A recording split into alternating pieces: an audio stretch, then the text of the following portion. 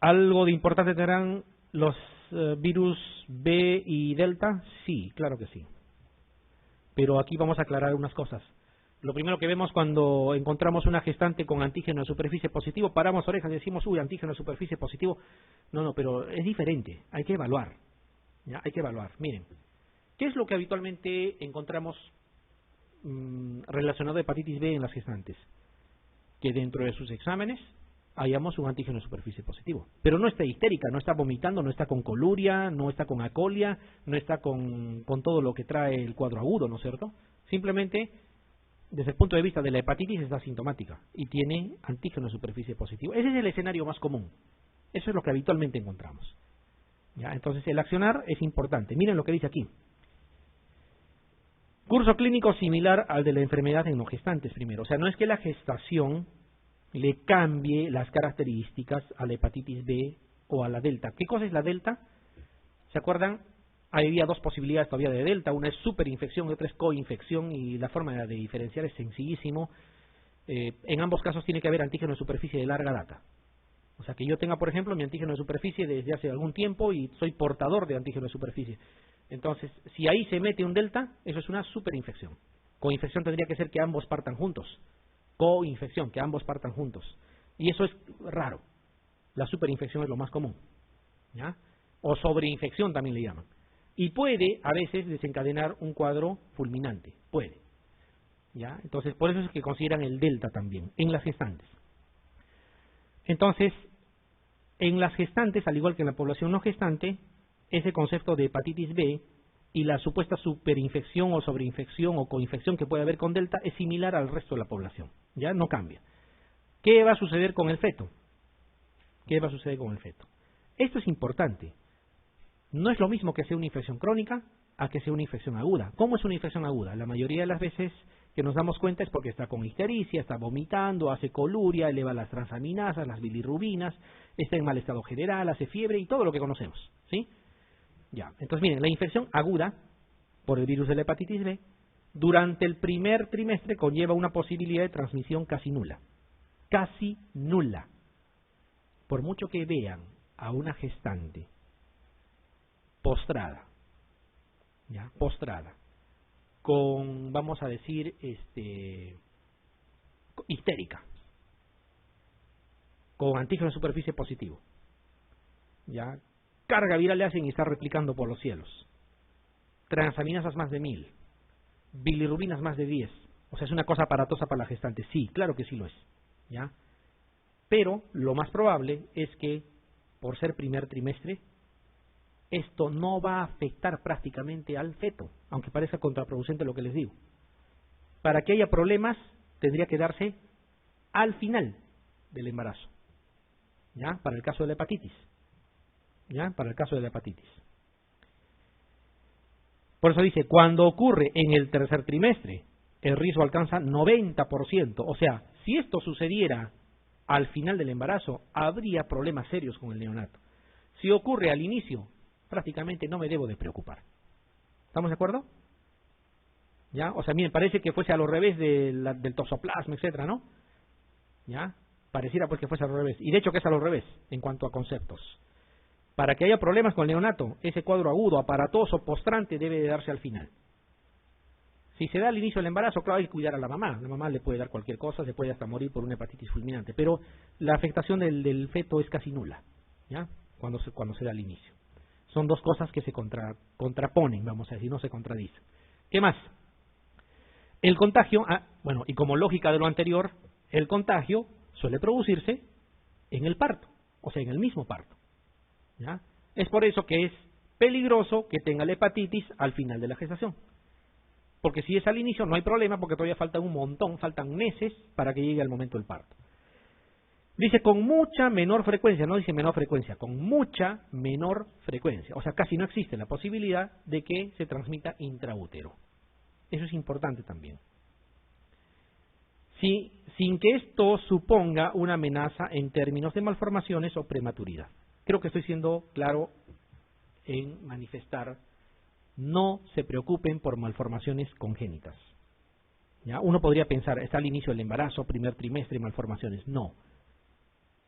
Lo que nos debe preocupar es que la mujer haga hepatitis aguda al final del embarazo, porque el momento más riesgoso para el neonato es justamente en el parto.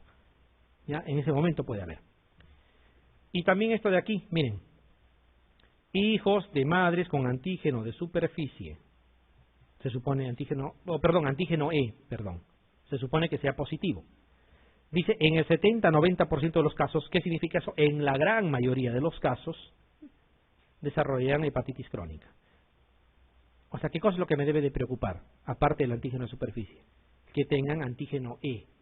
Si tienen antígeno E positivo, es muy probable, si yo no manejo este caso, que el niño haga hepatitis crónica. Y ustedes se acordarán, la hepatitis B tiende a la cronicidad, por supuesto que sí.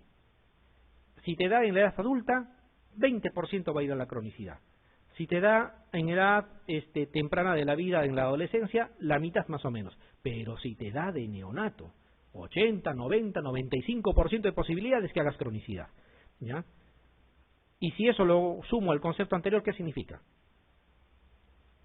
Para que tenga antígeno E, ¿qué tiene que haber? Replicación. Y para que haya replicación, debe ser una hepatitis aguda, probablemente. Es por eso que se suma al otro concepto.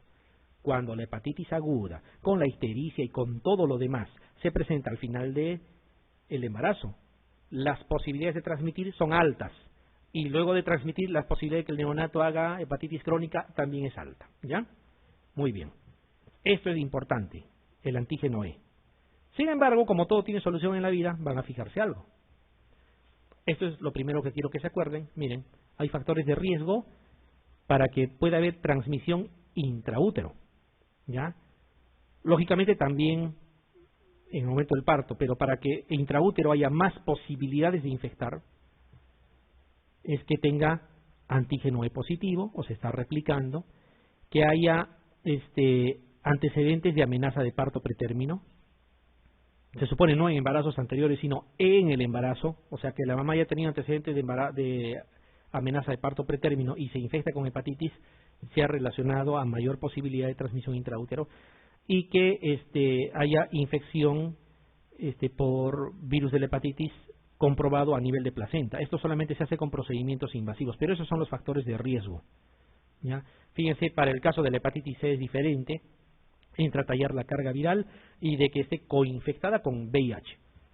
Esas son las dos cosas más o menos importantes en hepatitis C. Tiene que haber coinfección con VIH para aumentar el riesgo de transmisión. ¿Ya? Esto solamente para mencionarles. Quiero que regresemos a lo que hemos dicho. Les dije que a pesar de que haya un antígeno E positivo, a pesar de que esté histérica la mamá y que eso se haya dado al final del embarazo y haya mucho riesgo para transmitir al neonato y este neonato haga hepatitis crónica, hay solución todavía. Justamente aquí está. Inmunoprofilaxis, activa y pasiva. Vuelvo a repetir qué cosa es eso. Inmunoprofilaxis activa será, le doy la vacuna. Inmunoprofilaxis pasiva es, le doy la inmunoglobulina. Y en este caso sí se da. Ambos se dan.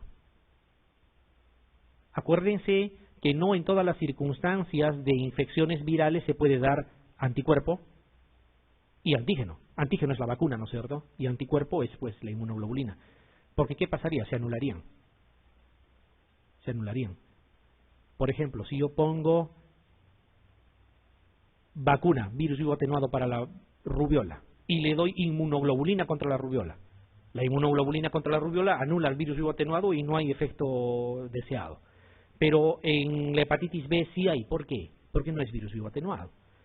Porque es una vacuna hecha por recombinación genética. No es un virus vivo. No va a haber, entonces, no hay replicación. No va a afectar en nada. ¿Ya? Entonces se da ambas cosas. Hay otras patologías en las que también se da inmunidad activa y pasiva. ¿Cuál es? Tétanos es uno. Es por eso que das toxoide tetánico y le das la inmunoglobulina contra el tétanos. En la rabia también le das, ¿no? La vacuna contra la rabia y le das la inmunoglobulina contra la rabia. Casi son las tres únicas posibilidades, junto con la hepatitis. ¿Ya? Para todo lo demás es contraproducente dar anticuerpo con antígeno junto porque estarías anulando el efecto. Bueno, miren esto. Esta inmunoprofilaxis activa y pasiva, o sea, dar inmunoglobulina y dar la vacuna, son seguras. Seguras, no hay peligro, incluso durante la gestación. ¿Por qué no hay peligro? No son virus vivos atenuados. ¿Ya? es por recombinación genética. ¿Ustedes se acuerdan qué cosa contiene la vacuna contra la hepatitis B? Lo que pasa más o menos es que cuando ingresa el virus de la hepatitis B a nuestro organismo reacciona produciendo anticuerpos porque lo identifica al virus, ¿ya? Entonces, por recombinación genética lo que han logrado es crear la cáscara nada más del virus. Y como no tiene ADN, no tiene nada dentro, no se replica, no es virus, es una copia. O sea, han hecho el antígeno de superficie nada más. Pero, como no ve por dentro el sistema inmune, lo identifica también como virus y reacciona formando anticuerpos. No hay posibilidad de producir hepatitis con la vacuna, porque ese antígeno de superficie no es virus, es solamente la envoltura, fabricada artificialmente por recombinación genética. Es una vacuna segura, en inmunosuprimidos, en gestantes, en niños, en cualquier tipo de población. ¿Ya? Por eso dice aquí, la inmunoprofilaxis activa y pasiva son seguras incluso durante la gestación. Miren esto, ¿se acuerdan cuál era el escenario más aparatoso? Que tenga su antígeno de superficie y que tenga el antígeno E también, que indica replicación. Pero miren cómo esto lo vamos a tornar a favor nuestro.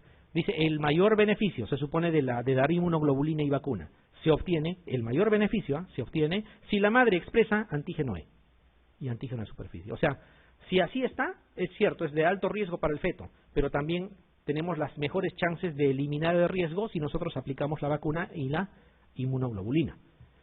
En estos casos, miren lo que dice, prácticamente elimina el riesgo de que el niño se convierta en portador crónico de la infección y posibilita una lactancia materna segura. ¿Qué cosa más tengo que decir de esto? Que si tú tienes una mamá histérica y con todo lo que ustedes quieran, con antígeno E positivo y está replicando y luego lo hace al final del embarazo, o sea, hay mucho riesgo, tú le pones la vacuna, se supone que al neonato, no vas a manejar inmunoglobulina en la mamá, le pones al neonato su vacuna y le pones la inmunoglobulina, ¿ya? O sea, lo has manejado bien al neonato, ni siquiera tienes que contraindicar la lactancia materna. La lactancia materna no está contraindicada, ¿ya? Y no solo eso, sino que eliminas prácticamente el riesgo de que el niño haga hepatitis B y tienda a la cronicidad. O sea, una cosa que era aparatosa se ha transformado en algo interesante. Pero les doy la mala noticia. En nuestro medio, ¿cuál es el problema? Que en el Perú no existe inmunoglobulina. Como si fuéramos un país tercermundista al extremo. Claro que sí lo somos, pero no somos pues al extremo de los sitios donde no hay ni paracetamol. Pero así estamos. No hay inmunoglobulina para la hepatitis B. Así de simple. ¿Y saben qué hacemos? Solamente damos vacuna. Yo me imagino, va a haber, cuando alguna vez, no le deseo mal a nadie, pero a alguien que toma decisiones, a un familiar cercano, le toque ese escenario. Pero, ¿será tan difícil traer una inmunoglobulina? No creo. Si para hacer el plan del ébola han gastado 5 millones, una enfermedad que es casi como decir, cuando lleguen los extraterrestres haremos un plan para defendernos, igualito es. Han gastado 5 millones, pero no pueden traer inmunoglobulina. O sea, hay cosas realmente que no sé si a mí nomás me incomoda, pero no me deja bien. ¿Ya? No tenemos inmunoglobulina para la hepatitis, no tenemos inmunoglobulina contra el botulismo tampoco. ¿Ya? Las veces que eso sucede hay que traer de Estados Unidos, que es uno de los sitios que produce. Es un problema. ¿Ya? Un caso reportado de hace poco, no tan hace poco, ya tiene algunos meses, en una de las clínicas de Lima, botulismo confirmado, diagnosticado, tuvieron que traer de Miami la inmunoglobulina para administrarlo. Pero esa es nuestra situación real. Pues. Dapsona tampoco tenemos, ¿no? Morduras por los oceles, chao, no hay. No hay que darles, hay que esperar nomás que evolucione la necrosis porque no hay Dapsona. Y Dapsona es un medicamento barato, más barato que el paracetamol todavía, pero no hay tampoco. Bueno, Perú, así estamos en el Perú. Regresemos al examen. Dice, en el puerperio de una madre con antígeno de superficie positivo, ¿qué significa? Si tiene antígeno de superficie positivo, hay hepatitis, ¿no es cierto? A cuyo neonato se le aplicó correctamente la inmunoglobulina antihepatitis B y la primera dosis de vacuna. Está indicado, dice. ¿Han hecho un buen manejo o no? Claro, la mamá tenía antígeno de superficie, ¿ya? Y independientemente de que haya tenido o no antígeno E, le han aplicado la vacuna y le han dado la inmunoglobulina. O sea, está bien manejado. Dice, ¿qué se debe de hacer? ¿Suspender la lactancia materna? No. Suspender la lactancia materna, otra vez dice ahí, nada que ver, ¿no es cierto? La C, otra vez suspender la lactancia materna. La D dice no suspender la lactancia materna, eso sí estaría claro. Porque el otro dice no exceder los 6 meses de lactancia materna exclusiva. No, no tiene relación. Puede exceder, obviamente. ¿Ya? ¿En qué patología no debe exceder los 6 meses de lactancia materna exclusiva, aún cuando está hasta contraindicado en el HTLV1? En el HTLV1 la forma de transmisión es por lactancia, fundamentalmente. Entonces, en el peor de los casos, ya, que tome su lactancia materna, pero no más de 6 meses. Si pasa de 6 meses, con toda seguridad se va a infectar. Bueno, aquí es no suspender la lactancia materna. Entonces, no se suspende. ¿Ya? ¿Se termina el embarazo por cesárea? Sí, se termina el embarazo por cesárea. ¿Ya? Porque puede haber por el canal del parto también posibilidad. Acuérdense que la hepatitis B se puede transmitir por vía sexual, está en secreciones genitales, y el paso por el canal del parto puede condicionar también contacto con esas secreciones. La inmunoprofilaxis contra la hepatitis B en un neonato de madre con antígeno de superficie positivo será más eficaz en uno de los siguientes casos. O sea, ¿en qué momento es mucho más eficaz el usar inmunoglobulina y usar la vacuna? Cuando la madre tiene antígeno E negativo, dice. Madre con anticore IgM negativo. Bueno, no entran a tallar, pero anticore IgM negativo significaría que es una hepatitis crónica. Y si es crónica no tiene ni antígeno E, ¿no? Sería más o menos lo mismo que en el primer caso. Madre con anticore IgM positivo. El anticore IgM positivo significa que es agudo. Es probable que tenga antígeno E, pero no nos lo dice. Madre con anticore IgG negativo. Es casi lo mismo que el anterior, porque cuando el IgM es positivo, el IgG todavía es negativo. O sea, estos dos dicen casi lo mismo. Pero miren, aquí dice madre con antígeno E positivo. Y hemos visto que cuando el antígeno E es positivo, si bien es cierto, hay mucho riesgo, pero es mucho mejor para nosotros. Si administramos las dos cosas, prácticamente anulamos el riesgo. Y es más, nosotros estaríamos en condiciones de publicar más evidencia científica, porque a todas las gestantes las manejamos con vacuna y no le suspendemos lactancia materna. Y no hay casos de hepatitis en los neonatos. Podríamos plantear y decir, ni siquiera la inmunoglobulina ya es necesario, probablemente. O sea, habría que ver la parte provechosa, ¿no? A ver esta. Mujer de 22 años con 12 semanas de gestación. Desarrolla un cuadro agudo de hepatitis viral B con antígeno de superficie positivo. Obvio, pues, si tiene hepatitis tiene que tener su antígeno de superficie positivo. Dice antígeno E positivo también. Anticore IgM positivo. Todo esto nos dice lo mismo. Porque si está desarrollando un cuadro agudo, es de esperar, así no me lo digan, que tenga su antígeno de superficie positivo, el antígeno E positivo también, y el anticore IgM también sea positivo. Dice, acá este es TGO, ¿no? ¿Cómo va a ser TGP, TGP? Este es un lapsus que amerita un cocacho a quien haya tipeado la pregunta. Dice, transaminasas, bueno, aquí lo que nos quieren decir es que están elevados más de 1000, y de hecho en algunos superan 2000, y en el caso de la TGP debe de ser más de 3000 todavía. Eso es propio de las hepatitis virales, ¿no? Propio de las hepatitis virales. Dice ictericia, obvio, yo esperaría ictericia, coluria. O sea, es un cuadro agudo simplemente.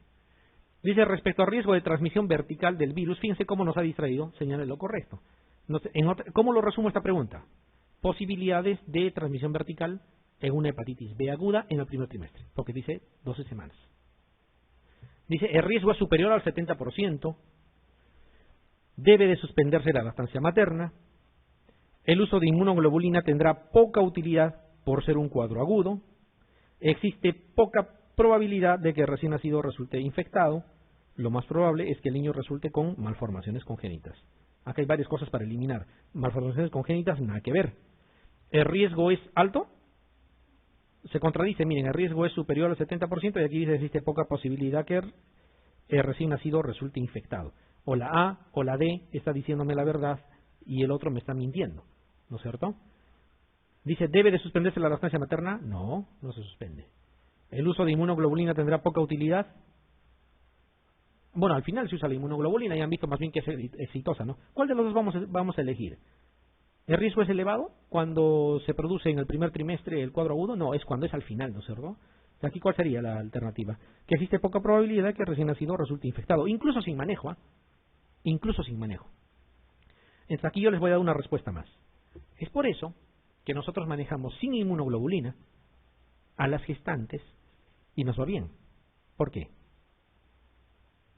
Porque la mayoría de las veces son gestantes que en su serología ha salido antígeno de superficie positivo, que se supone lo tendrán desde antes del embarazo, por lo tanto su hepatitis aguda no ha sido al final de la gestación. O sea, las circunstancias juegan a nuestro favor, pero deberíamos de tener. ¿Y saben para qué se necesita más?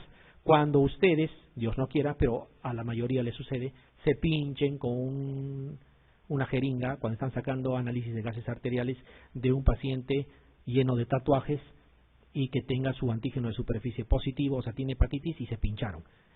Profilaxis. Vacuna más inmunoglobulina. No hay inmunoglobulina en el Perú. ¿Qué tienen que hacer? Si hay solución, vacúnense antes de hacer la residencia. ¿Cómo tiene que ser? Todo personal de salud tiene que tener sus 3 dosis. Vacúnense. ¿Ya? Vacúnense. No se olviden, ¿ah? Porque después no digan, no lo tomé en cuenta, esperaba que no. No, hay que tener mucho cuidado. Debemos estar vacunados. Muy bien. No todo es hepatitis B, la hepatitis C también es un problema. Ya dice, se presenta aproximadamente en el 6% de los hijos de las mamás que tienen anticuerpos para hepatitis C. O sea, miren, es bajo. De todas las gestantes que me resulten positivo para hepatitis C, solo el 6%, no creo que se grabe en el porcentaje, pero un mínimo porcentaje puede tener el problema. ¿Ya? Porque encontrarán un libro donde diga 4%, otro libro que diga 8%. Pero no creo que encuentren a alguien que diga 98%, ni 95%. O sea, un mínimo porcentaje está en riesgo. Pero miren esto, si la madre tiene a la vez infección por VIH, o sea, coinfección, hepatitis C más VIH, la tasa de transmisión aumenta hasta el 15%. En un libro encontrarán hasta el 18%, en otro hasta el 20%, en otros parecido. Entonces, ¿qué cosa es el mensaje de aquí? Que de todas las que tienen hepatitis C en la gestación, muy pocos tienen riesgo de infectarse. Pero ese riesgo aumenta cuando están coinfectados con VIH. Ese es el concepto que deben de tener. A veces grabamos mucho los porcentajes y ocupa espacio también en nuestro disco duro y al final nos confundimos con otros porcentajes que sí son importantes y vamos a equivocarnos. Miren, solo la carga viral de la mamá, o sea, cuando la carga viral está alta, además de la coinfección con VIH, aumentan el riesgo de transmisión del virus de la hepatitis C. ¿Qué significa? Cuando una mamá con hepatitis C va a aumentar las posibilidades de transmitirle al niño, no cuando está desnutrida, no cuando está anémica, no cuando está, un montón de características, sino solamente cuando tenga o hepatitis C, ¿ya? Eso es una de las, VIH, aparte de la hepatitis C, o sea que esté coinfectada, o que tenga alta carga viral demostrada. En esas dos circunstancias el riesgo aumenta, ¿ya? Si no, no. No, pero tiene diabetes también, no tiene nada que ver. ¿Es madre adolescente? No tiene nada que ver. ¿Ha tenido rotura prematura de membranas? No, nada de eso. Lo que puede aumentar es cuando tiene, a la vez de la hepatitis C, tiene VIH, o teniendo solo hepatitis C, tiene alta carga viral. Ya, solamente esas dos circunstancias aumentan el riesgo. Miren, al momento dice, no es obligatoria la determinación sistemática de estos anticuerpos. Y es verdad, no se hace. A las gestantes no se les hace. ¿Por qué? ¿Cuánto es la prevalencia de hepatitis C en nuestro medio? Bajo, no tengo la cifra exacta. Incluso en los grupos de riesgo, como es los pacientes con VIH, no llega ni al 10%, es menos en nuestro medio. ¿Ya? En la población general es menos aún. Y si yo junto a toditos esos y saco solo a las mujeres que van a ser mamás, ya es mucho menos. Y cuando se embaracen, de ese poco grupo que he encontrado, han visto, solo el 6% tiene posibilidades de transmitir, o sea, es bajo. Claro, lo ideal sería hacer screening a todas, pero me imagino ese es el motivo por el cual no se hace un screening así sistemático a todas las gestantes. Miren, además ese es un motivo y el otro es de que, ¿por qué no se hace los screening a todas las gestantes? Porque no existen medidas efectivas para prevenir la transmisión vertical. O sea, ¿qué gano diagnosticando si no voy a poder hacer absolutamente nada? ¿No? Se recomienda, ¿en quiénes recomiendan hacer el screening? Aquellas que tengan riesgo de hepatitis C. ¿Quiénes son las personas que tienen riesgo de hepatitis C? Aquellas usuarias de drogas por vía parenteral, aquellas personas sometidas a hemodiálisis, aquellas personas que se han hecho tatuajes, aquellas personas que tienen VIH. O sea, hay un grupo especial para hacer hepatitis C. ¿ya? No es en todos. Aquellas personas politransfundidas por algún otro motivo, de más antes, qué sé yo. En ellas, dicen ustedes, aquí sí hay riesgo de hepatitis C, le voy a hacer screening. Le hacen el screening, sale positivo, igual no van a hacer mucho porque no hay una medida efectiva para evitar la transmisión. La vía de transmisión más probable es durante el parto. No existen suficientes evidencias para recomendar la cesárea. Y la lactancia está permitida. O sea, en otras palabras, gestante diagnosticada con hepatitis C, le pueden hacer cesárea, como no también. Eso no garantiza nada. ¿Ya? Le pueden suspender la lactancia materna o le pueden decir que lacte también. Tampoco hay evidencia que diga que le debes o no suspender. ¿Ya? O sea, no se ha hecho mucho con la hepatitis C, probablemente porque no era muy común. ¿Ya? Ahora se está haciendo más común en otras realidades, sobre todo acá felizmente, y les puedo asegurar, no tenemos usuarios a drogas por vía parenteral en cifras importantes. Anecdóticamente encontramos uno que otro. En otros países, los usuarios de drogas parenterales son por montones. Ellos hacen endocarditis, hacen otro tipo de afecciones y también hepatitis C. Acá no tenemos ese problema. La hepatitis C generalmente lo encontramos en pacientes con VIH, lo encontramos en personas que usan tatuajes y lo encontramos en personas que se someten a hemodiálisis o los politransfundidos. No hay más, no hay otro grupo.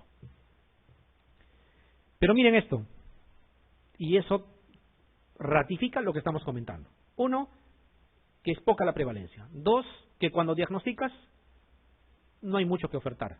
Tres, que de esos diagnosticados muy pocos van a tener chance de transmitir. Y esto es lo que remata la idea. Dice el curso clínico de la infección por la hepatitis C en los niños con transmisión vertical, o sea, los que ni modo llegaron a adquirir a partir de la mamá, miren, hasta el 75% de estos niños positivos aclaran el virus en los primeros meses de nacimiento. O sea, si se llegaron a infectar, aún sin hacer nada, solitos van a hacer su clearance.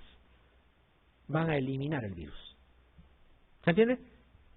O sea, y justificaría entonces hacer en un país donde estamos acostumbrados a ahorrar todo, sobre todo si se trata de salud. Por eso es que no se hace. ¿Ya? Por eso es que no se hace. Los niños que desarrollan una infección crónica, o sea, los muy pocos que ni modo van a desarrollar infección crónica, suelen estar asintomáticos. ¿Ya? Pero podrían por ahí presentar, como dice aquí, a la mitad de año o al año de vida, una elevación de transaminasas. No habla de que tiendan a la cronicidad, como en el caso de la hepatitis B. O sea, no extrapolen la idea. No digan como en hepatitis B el neonato se hace crónico, en la hepatitis C, con mayor razón tiene que ser no.